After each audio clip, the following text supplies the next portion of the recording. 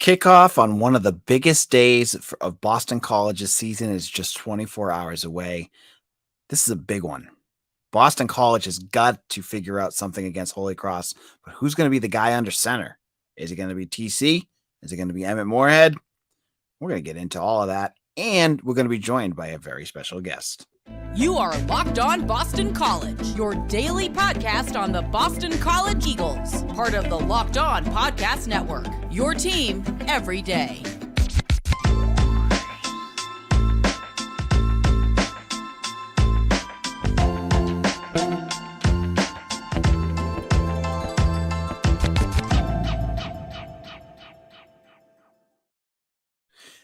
Hello and welcome. This is Locked On Boston College. I am your host, AJ Black. Today's episode is brought to you by Gametime. Download the Gametime app, create an account, and use code LOCKEDONCollege for $20 off your first purchase. So, the big news all week. What have we all been talking about? It's been that quarterback situation. I vented and raged and went kind of crazy about what happened between Emmett Moorhead and Thomas Castellanos in last Saturday's loss to NIU. I thought it was a mismanagement at the time, and I still think it's a mismanagement right now. Today, we're now 24 hours away, and Jeff Hafley has still not officially named a new starting quarterback. He says he knows who it's going to be, but he's not going to announce it with due respect, he said, until kickoff. I guess you can play mind games with Holy Cross if you have to. It still seems kind of Bush League that you have to get to that level that you can't even tell who your quarterback is. Like if you're playing a FCS school, you should be able to go out there and just say, this is our quarterback, beat us. Good luck. But apparently we're at the place where we have to be careful about what we let Holy Cross know. Now, my big question is, who will be the starter? Who do I think will be the starter on Saturday? I think both who I want and who I think it should be, who I think it will be, are both the same people.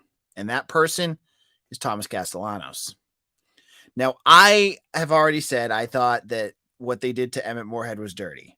Well, not dirty. I just thought it was, I didn't like it. I thought for a guy that was supposed to be the future of your football program, for a guy that you had pushed to the moon, that you got rid of Dracovic, that you brought to media day, that you pushed in front of the, the press, that Moorhead would be the guy. But that time has gone and passed in 2 sets of downs or whatever it was. Castellanos showed that he could be the guy. And he showed that he's dynamic. He can throw the ball.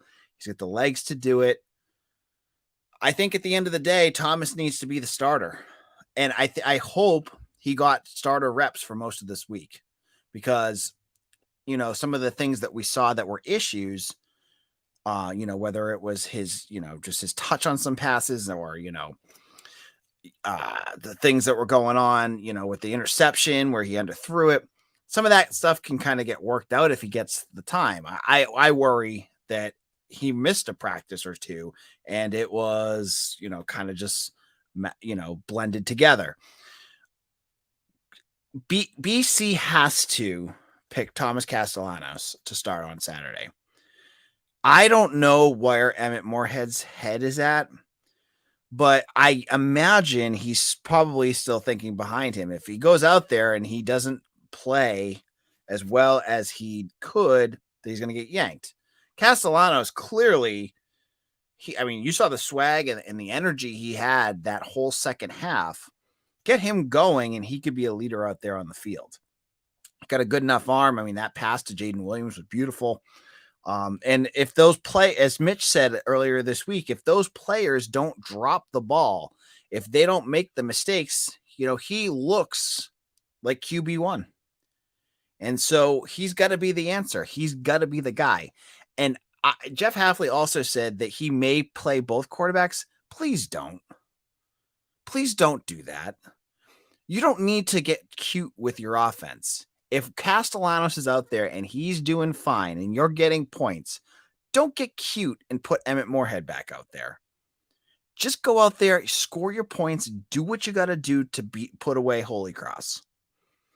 Don't do things that could put your team at risk for losing. Two quarterbacks playing in one game or switching out has never worked. And let's be honest, when Chris Leak and Tim Tebow, who is always like the gold standard of playing two quarterbacks, when they played for Florida, Chris Leak was the quarterback. Tim Tebow was more of just like an option running back. That's not saying enough about what Castellanos can do. Castellanos is more than just a guy with, good speed. He can throw the ball. So don't get cute. Boston College is not the University of Florida. They just need to go out there, let your quarterback one, who I assume will be Castellanos, let him cook, let him get comfortable, and then you should be able to get that win and get yourself ready to play Florida State, which I'm not even going to get into. Now, in a moment, we are going to be joined by Tom Devitt of Friends of the Heights. Now, this is a pre-recorded interview I did earlier. I'm live right now, but hopefully this works right because I'm trying something new. So hopefully everything on this on our end is going to be okay, but we'll check it out. See, let's try something new here on Locked On BC, and play a recorded interview that's not really live. Now, if you are in the process of doing hiring, are you looking at LinkedIn? Because you need to. These days, every new potential hire can feel like a high stakes wager for your small business. You want to be 100% certain that you have access to the best qualified candidates available. That's why you have to check out LinkedIn Jobs. LinkedIn Jobs help you find the right people for your team faster and for free. So get that job up there. Add your job, add the purple hashtag hiring frame to your LinkedIn profile to spread the word that you're hiring. With simple tools like screening questions, it makes it easy to focus on candidates with just the right skills and experience so you can quickly prioritize who you'd like to hire. So if you're out there, like when I'm hiring, I got myself a Mitch Wolf. It was a perfect hire. You are going to be looking for your perfect hire. You need to get out to LinkedIn. That's why small businesses rate LinkedIn Jobs number one in delivering quality hires versus leading competitors. LinkedIn Jobs help you find the qualified candidates you want to talk to faster. Post your job for free at linkedin.com/lockedoncollege. That's linkedin.com/lockedoncollege to post your job for free. Terms and conditions apply. This is Locked On BC. I am your host, AJ Black. We're going to get into our interview now with Tom Devitt of Friends of the Heights. Here we go. This is Locked On Boston College. I am your host, AJ Black. Today's episode is brought to you by Gametime. Download the Gametime app, create an account, and use promo code Locked On College for $20 off your first purchase. Today's show, we have a very special guest. He is the general manager of Friends of the Heights. It is Tom Devitt. Dom, how's it going? AJ, thank you so much for having me on. It's a real pleasure to be with you today. You do amazing work, and the BC community is really, really fortunate to have you. Thanks so much. I appreciate that. I like to hear things like that sometimes about all the hard work we do here, right? So we're here because we want to talk about Friends of the Heights. I want to talk a little bit about what you're going to be doing. So you have a history as a coach. You were head coach at Hartford recently. What made you interested in becoming a GM, and how did it lead you to this job? Well, it's a wonderful question because it's really a brave new world in college athletics. The reality is, figuratively, when the alma mater comes calling, it's really hard to turn this incredible institution and its community down. So you heard about it and you applied, and did you meet with Father Leahy, or did you meet with the AD, excuse me? Who did you talk to kind of get the ball rolling on this? Yeah, no, it's an unbelievable question. So Friends of the Heights is a third party. Mm-hmm. So while we support and empower Boston College student athletes and really pull for the coaches and do everything we can for the community, we're really not under the Boston College umbrella. Okay. Friends of the Heights is powered by a company called Blueprint Sports, and Blueprint Sports is starting collectives all over the country currently. Mm-hmm. My former assistant coach, who's a great guy named Tim McLaughlin, a real high riser in the athletics industry, was a former student manager at Boston College. and I hired him out of college when I was coaching at Wentworth in Boston. He is now working for Blueprint Sports, and he called me up one day and he says, "Hey, Coach, do you have any good names for the GM position? We're vetting some folks." And I said, "Well, I've got a name for you." And I suggested mine, and we started the ball rolling. But the reality is that Friends of the Heights was started by, a group of incredible and loyal alums. Joe Popolo, Brian Tusa, Scott Mutrin, who we all know and love, and Sam Rea, who was an incredible track and field student athlete. And they did that, to really, ultimately they wanted to keep student athletes who value the degree from departing as they got older. And this new brave world envelops all of us. They really wanted to keep the student athletes that value BC. So how has the first couple of weeks on the job gone? Like, how have you jumped into this job? What is your what have your roles been, and kind of how has it been going? Well, I'm grateful to be here, quite honestly, AJ. And I've been telling a lot of folks this. I'm drinking from the fire hose right now. It's a wonderful opportunity. But in order to grow this and grow this properly, we really have to dive in. And we've been doing that. A number of student athletes have been doing engagements right through the end of August. And engagements in the NIL world is a fancy way of saying appearances. So we have a number of student athletes under contract, and they all had to and got to do engagements in August. So my first 10 days or so was really coordinating those appearances, connecting with the student athletes.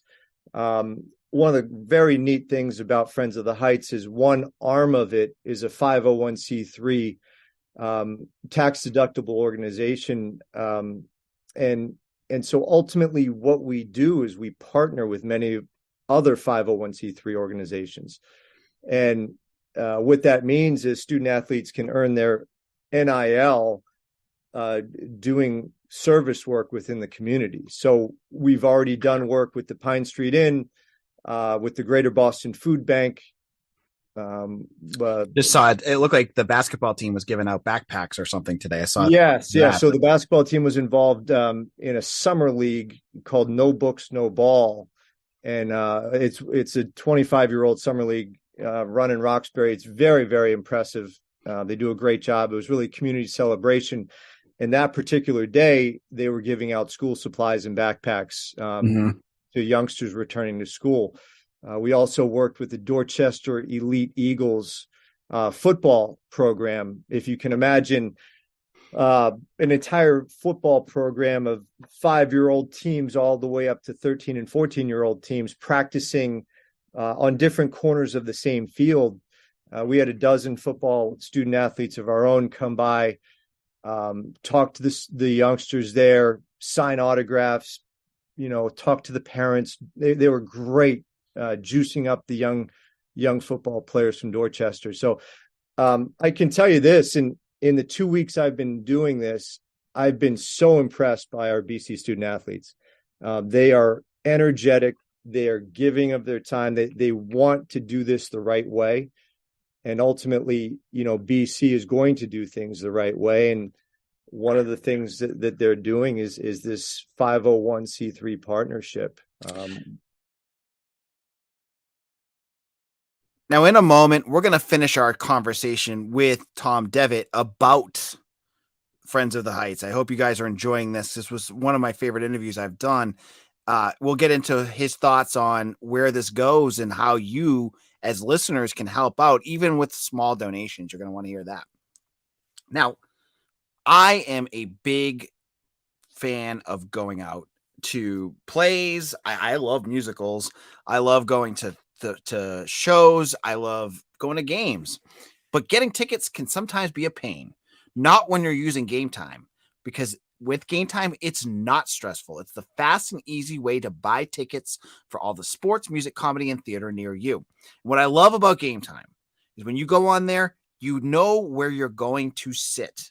This is game changing right here. You see where your seat is, you know what you're buying, there's no surprises. And they have a price guarantee, meaning they will credit you 100% of the difference if you find a lower rate. So download the Gametime app, create an account, and use promo code LOCKEDONCollege for 20% off your first purchase. Again, go to Gametime, the Gametime app. Terms apply. Again, create an account and use promo code LOCKEDONCollege for $20 off. Download Gametime today. Last minute tickets, lowest prices guaranteed. This is Locked On BC. I am your host, AJ Black. Now let's finish our conversation with Tom Devitt. And you could see the work, obviously, when you look on social media, the work that the players are putting into the community, which is great. And that really seems to kind of gel with what Boston College is all about. And then to hear the stories of the players because of the work of Friends of the Heights that do stay aboard. And that, again, you see more and more Boston College men and women staying aboard because of the work of this 501c3 that's so important. Now, NIL, as you said, it's like a brave new world trying to figure things out. And every time you turn on the news, there's, new legislation, there's new things popping up, and it's hard to grasp where this is all going. Now, what are your kind of views on how NIL should work at Boston College and how it should go forward with people in the Eagles? Well, it's a great question. And before I answer it, I want to give everyone an opportunity to follow a terrific lawyer who posts a number of things online about NIL. His name is Mitt Winter. He actually played basketball at William and Mary. And in my younger days, I coached against him when he was with the Tribe. And he just posts incredible insights on NIL. And ultimately, like you said, there's so many drafts of bills out there, right? Some senators are drafting bills that are trying to restrict, some of this, and others are drafting bills to enhance student athlete freedoms and rights. So it's an interesting scenario because you've got two very, very different, forces, if you will, converging.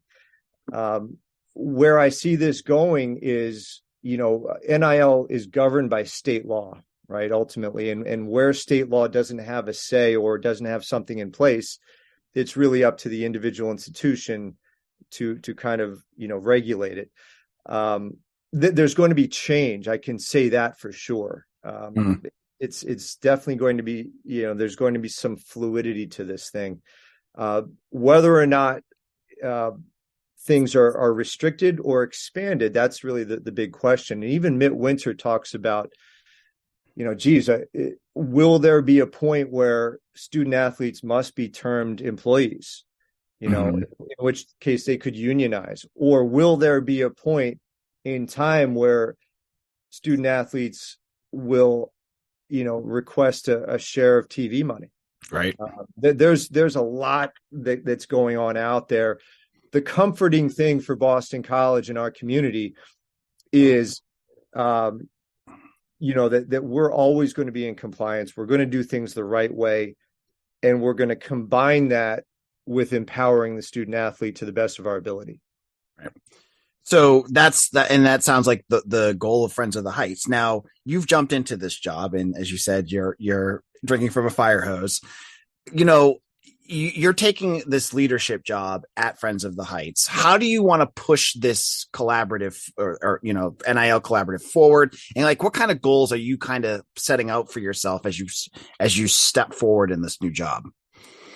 Well, I tell you, ultimately the board, which is made up of these four gentlemen who started Friends of the Heights, what they ultimately want to do is service every student athlete or every team, at Boston College. We are making great progress every day. We're not at the point yet where we can do that fully. So our focus initially is on the revenue sports. Obviously, the ACC, the Hockey East, very competitive leagues. It's our intention to be at the top of those leagues and ultimately the resources available to the student athletes can certainly help that. I think in a long-term, long-range scenario, we would like to service our 30 plus teams. But we can certainly help the cause with individual student athletes from many teams right now. And we're focusing on growing the number of teams that we can serve. So people can find you at Friends of the Heights if they want to donate. Can you talk a little bit about how any fan can just go ahead and support the work that you guys are doing? Yes. And we're very grateful to have a passionate community. I can tell you, we certainly need help. We need assistance. We've had some incredible, first year. We've been doing this now. The Friends of the Heights have been around for about 8 months now. And we've had some really, really incredible folks who have joined memberships with us. But you can go to friendsoftheheights.com and you can be a member, and there are different levels of membership. You can donate a small amount. You can donate a larger amount. You can be billed monthly. You can be billed yearly. There's very many ways of doing this. And if you donate to the 501c3 side of it, it's obviously tax deductible, which is a great thing. We do have another arm of Friends of the Heights, AJ, where that's more of the commercial side of things. So a student athlete could partner with a company, a business, be a spokesperson for that business. And that's certainly possible. That's more of the kind of what you see on TV as NIL per se, right? The commercial side of it. But those two arms, we would gratefully accept assistance for either of those. Great. So head on over to Friends of the Heights. Now, I got some Boston College questions for you. I want to put you on the spot. You're a basketball guy. Have you checked out the Hogue Pavilion yet? And what are your thoughts? It's incredible. Yes, I have. I walked through it the other day, with some of the basketball staff, and it's really, really an unbelievable situation. And there's a dedication later in September that's more formal. And look, I was somebody who, a long time ago was a student manager here and a director of operations here. And, the community is very passionate, but we needed something like this for sure. And the Hogue is exactly what the doctor ordered in terms of facilities. BC has had terrific support for the Hogue. So much of the NCAA now is focused on the whole student, the entire student athlete. So there's nutritional aspects to the Hogue. There's a nutrition room. There's a lot of different things. There's a weight room for men's and women's basketball that's sport specific, in terms of the equipment there. There's a terrific renovated locker room spaces down there for both teams. It's certainly high level, and it's really what an ACC program should have. All right, and I have one more BC question for you, and this is going to ask you to go back to your time at Boston College. Okay. What is your favorite Boston College sports moment when you were a student at BC? Well, when I was a graduate student, I think the common answer in my career has been, my first year of coaching as director of operations. I was a grad student as well. We beat North Carolina in the NCAA tournament. Ultimately, we beat Indiana as well. We went to the Elite Eight. But beating North Carolina back then, it was the game itself. It was to go to the Sweet 16, and we did it in my hometown of Landover, Maryland. Well, close to my hometown anyway, down there. So to do that, right? And at the time, it was regarded as one of the greatest upsets in NCAA history. We were a 9 seed. Carolina was a 1 seed, and they were also the defending national champions. If you recall the Chris Webber timeout from Michigan the year before, or the violation that was a timeout when he didn't have any remaining. Yep. That was the game that ultimately, assured Carolina of the national title. So that one was very, very memorable. I would also say winning the Big East championship at Madison Square Garden was unbelievable. The Empire State Building was lit up maroon and gold that night. That's incredible. That's incredible. I remember that very well. So, all right. So, Tom, I'm going to get you out of here. Thank you so much for spending time. And folks, head over to the Friends of the Heights website. You can follow the Friends of the Heights on Twitter at Heights Friends. They're also on Instagram, I believe. I think I've seen you there, and on Facebook. So all the socials, you can go to Friends of the Heights. I think you can click and get all their social media accounts there. Go over, get yourself signed up, become a donor, help out the great work that they're doing here. We'll be back in just a moment. Thanks, Tom Devitt. AJ, thank you so much. All right. Boop. All right. This is AJ Black. Hope you enjoyed that podcast interview. We wanted to get Tom Devitt on. You guys asked, we got him. Getting interviews is always something we're looking to do here at Locked On BC. So hopefully you enjoyed that. We had our prediction show earlier today with Mitch Wolf. Make sure you check that out. Follow me on Twitter at AJBlack247. We will probably go live after the game with a quick 10-minute or 15-minute post-game wrap-up. And then on Monday, we'll wrap up everything that went on during the weekend. You're going to want to make sure you are subscribed. If you're listening live, hit that like on this video. It does help us get new subscribers and people. It's quick, it's free, it's easy. Thank you so much. We will see you all again soon. Take care.